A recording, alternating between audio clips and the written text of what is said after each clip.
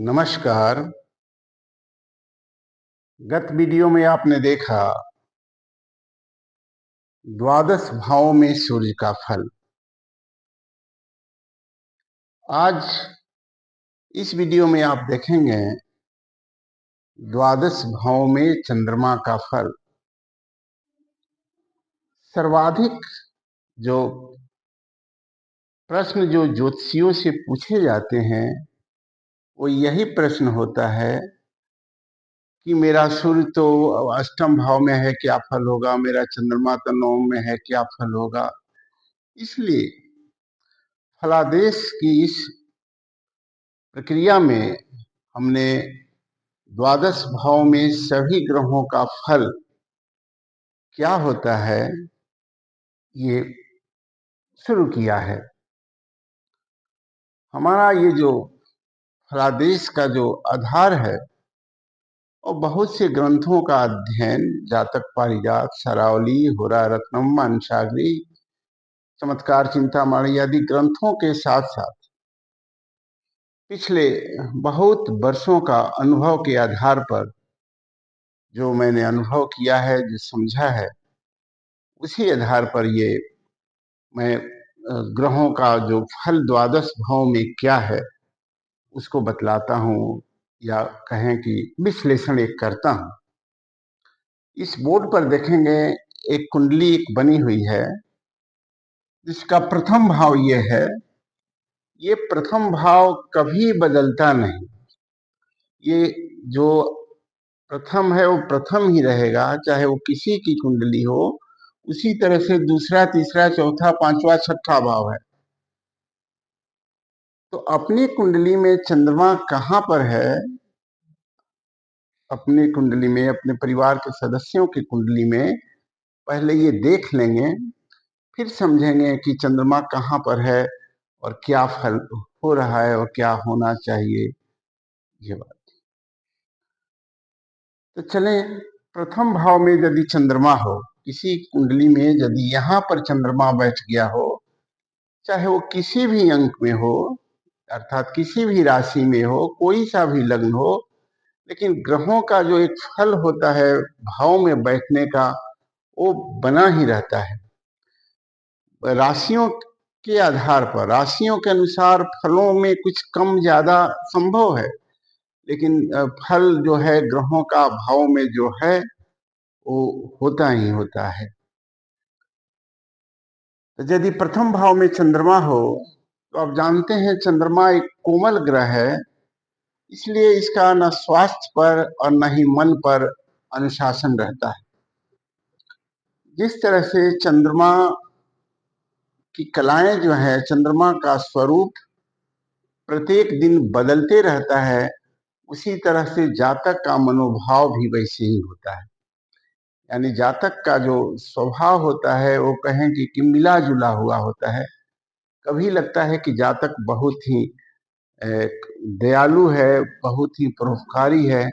कभी कभी लगता है कि नहीं नहीं नहीं, ये तो दबाने वाला है और ये उग्र है और ये अनियंत्रित है।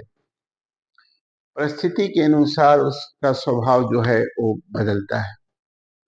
क्योंकि चंद्रमा एक सौम्य ग्रह है और एक कहा गया है कि चंद्रमा के जैसा सुंदर, अर्थात जिस जातक की कुंडली में चंद्रमा लग्न में बैठा हो उसका स्वरूप जो है वो सौम्य होता है और सुंदर भी होता है और आकर्षक भी उसका स्वरूप रहता है। चंद्रमा मन का कारक है, इसलिए ऐसे जातक की जो परिकल्पना है, जो कल्पनाएं हैं, वो अनंत होती हैं। बहुत से अच्छे अच्छे विचार उस चिंतन कर सकता है, सोच सकता है, या बहुत से विचार आते रहते हैं। चंद्रमा एक सौम्य ग्रह है, इसलिए अधिक समय जातक के अंदर एक सौम्यता ही बनी रहती है। सौम्यता बनी रहती है, सबसे अच्छा से बातचीत करना, अच्छा व्यवहार करना, और ज्ञान पिपासु भी होता है, यानी ज्ञान के प्रति इसकी जिज्ञासा रहती है। सप्तम भाव पर प्रभाव होने से इसके जीवन साथी मतलब वैवाहिक सुख भी इसको प्राप्त होता है।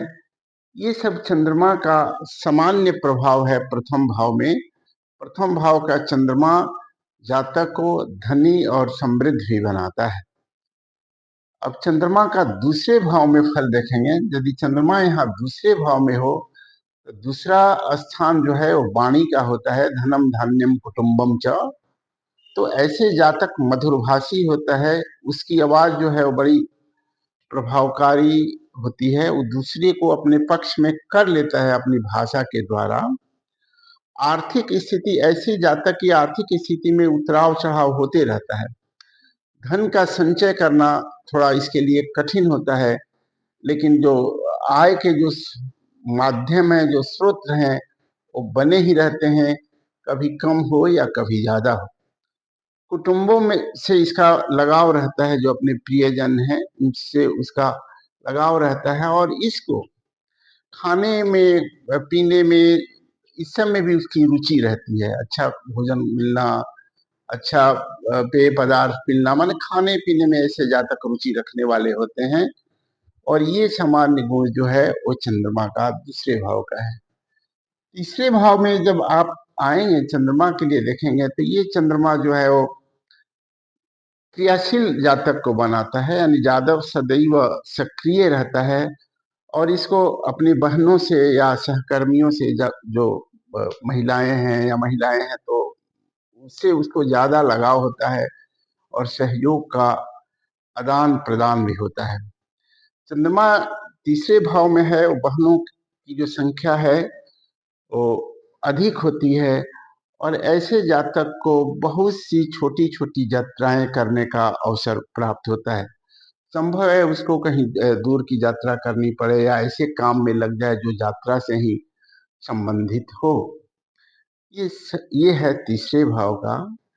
चतुर्थ भाव में यदि चंद्रमा हो तो माँ से लगाव जातक को होता है, माँ के प्रति वो समर्पित भी रहता है, और लेकिन उसकी मित्रों की संख्या अधिक होती है, लेकिन मित्रता में स्थिरता नहीं रहती। मित्र बदलते ही रहते हैं, बहुत से भावनात्मक रूप से वो जुड़ नहीं पाता। घर का सुख उसको प्राप्त होता है, गृह सुख उसको अच्छा मिलता है, अन्य भी जो सुख के जो संसाधन हैं वो उसके प्राप्त होते हैं। चतुर्थ भाव चूंकि एक लोक भाव भी है, ऐसे ऐसे जातक को लोक प्रतिनिधित्व अर्थात नेता आदि बनने की भी इच्छा रहती है, और ऐसे अवसर भी उसको प्राप्त होते हैं। जातक का जीवन जो है वो प्रायः सुखी रहता है। पंचम भाव में जब चंद्रमा यहाँ रहता है तो ये चंद्रमा यदि विषम राशि अर्थात 1, 3, 5, 7, 9, 11 में हो तो पुत्र की प्राप्ति होती है। यदि यही चंद्रमा सम राशि यानी 2, 4, 6, 8, 12 में हो तो कन्या संतति की अधिकता रहती है, यानी लड़कियों की संख्या अधिक रहती है।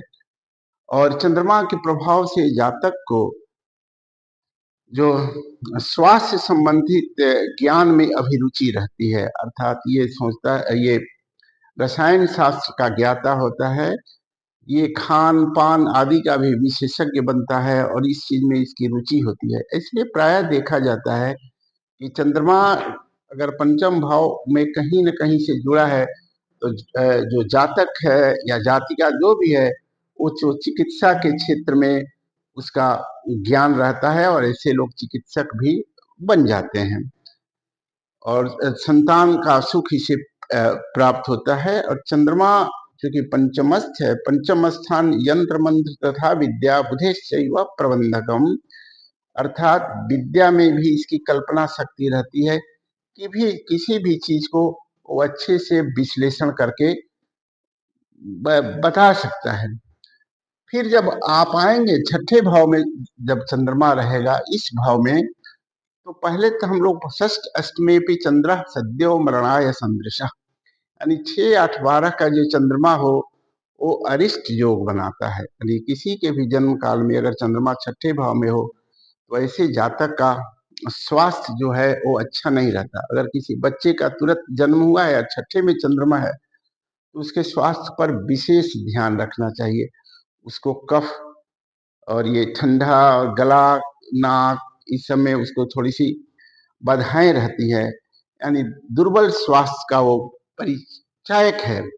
ऐसे जातक जब भी कभी अपने स्वास्थ्य को भूल जाता है कि मैं तो ठीक हूं, तो कोई ना कोई उसको बाधा आ ही जाती है, यानी इसका जो स्वास्थ्य है और जल्दी जो है वो संक्रमित हो जाता है। छठे भाव में चंद्रमा की उपस्थिति से महिलाओं से विचार नहीं बनते, यानी जिसका चंद्रमा छठे भाव में हो उस माँ से, पत्नी से, बहन से, जिससे भी उसको वैचारिक मतभेद बना रहता है। ये सामान्य फल है प्रथम भाव से लेकर के छठे भाव तक के चंद्रमा का। सातवें से द्वादश भाव के आप फल जो है वो हम आपको अगले वीडियो में बताएंगे।